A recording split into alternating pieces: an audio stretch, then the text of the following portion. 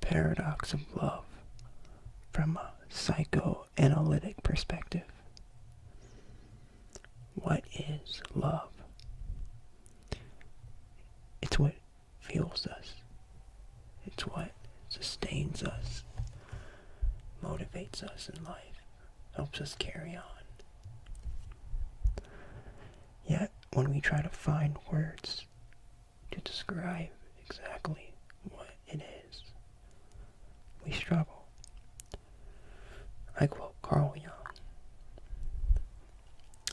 when I say, I falter before the task of finding the language which might adequately express the incalculable paradoxes of love.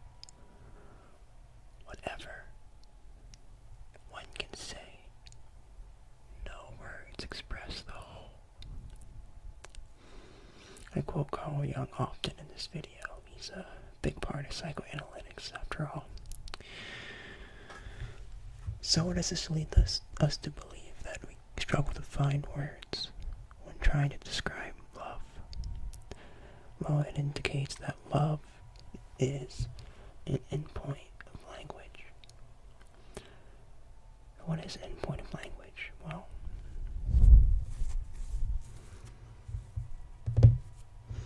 there are concepts in our world, in our universe, which are too abstract, too multidimensional, to be confined to the narrow limits of our language. At least when trying to describe them in their entirety.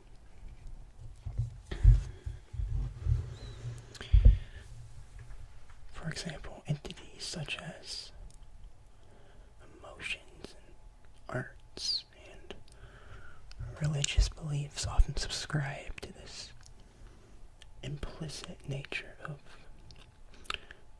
not being able to describe them with words, this endpoint of language theory.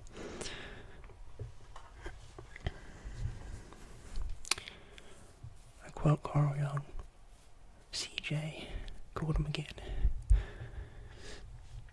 when he says, he describes this trait of being an endpoint of language as it might be the first condition of all higher cognition and the quintessence of divinity itself.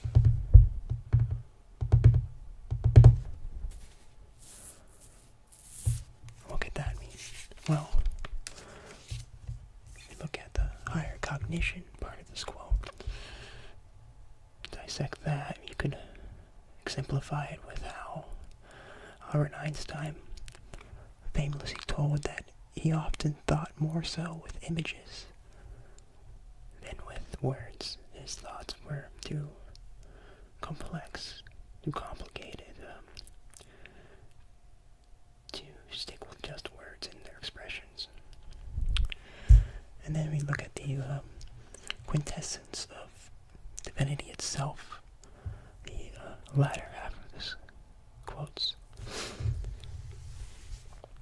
We can exemplify this with something called tetragrammaton, which is a concept that subscribes to the Hebrew translation of the Old Testament. It is I don't want to use the word, I'll say it's a label or a symbol that indicates God. When you saw it in the scriptures, the Hebrew scriptures, you weren't meant to say it out loud. It was not meant to be spoken. It had no proper pronunciation.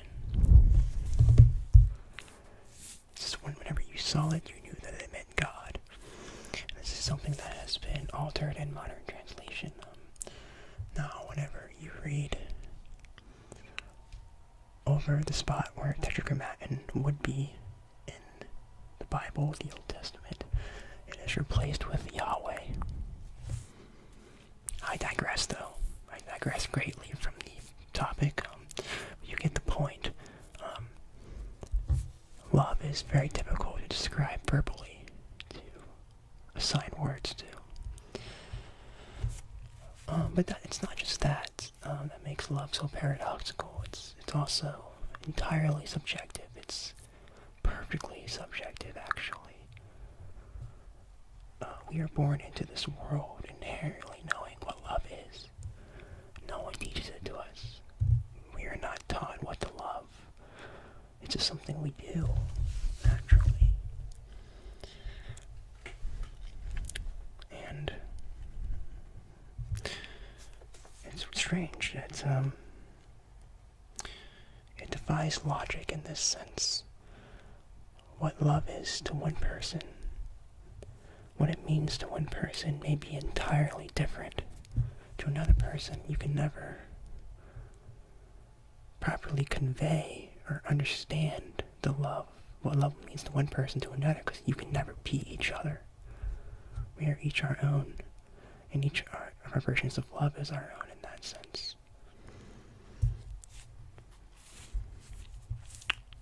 By the same token, love also defies nature, the nature side of science.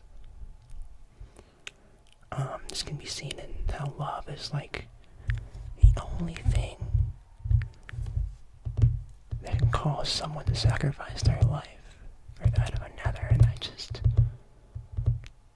just defies nature fundamentally. And nature is all about survival of the fittest, natural selection, evolution, dying for another on purpose. This goes against it fundamentally. And yet, whenever we feel love, whenever we make sacrifices for love, it feels so natural. It's not forced. It's natural.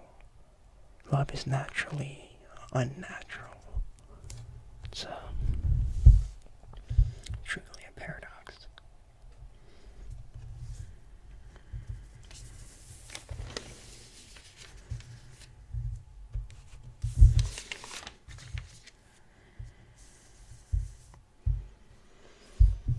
So, if love isn't bound by logic or nature,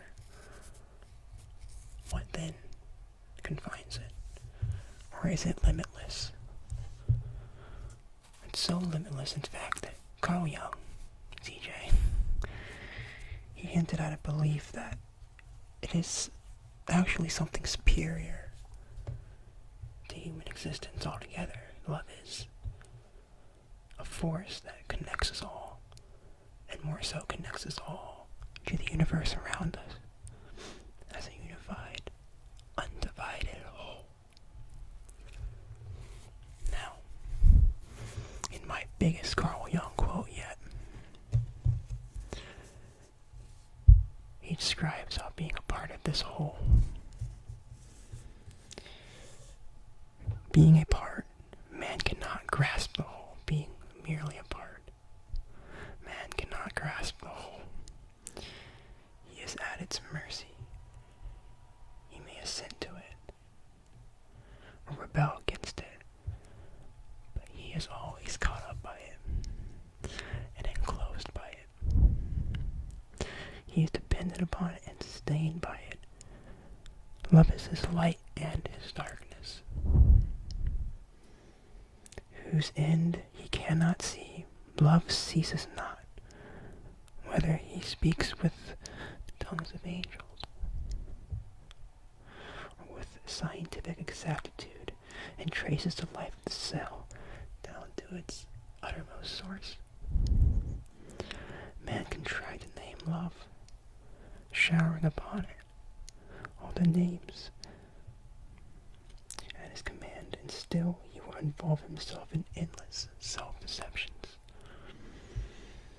If he possesses a grain of wisdom, he will lay down his arms and name the unknown by the more unknown.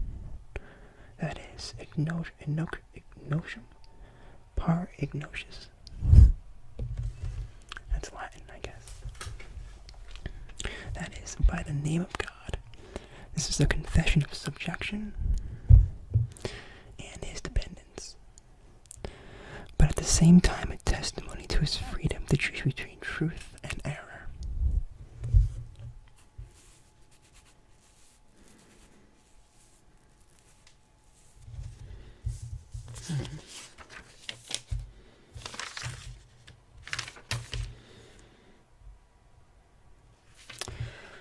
Well, so does this mean that love is God? That God is love? That love is the meaning of life?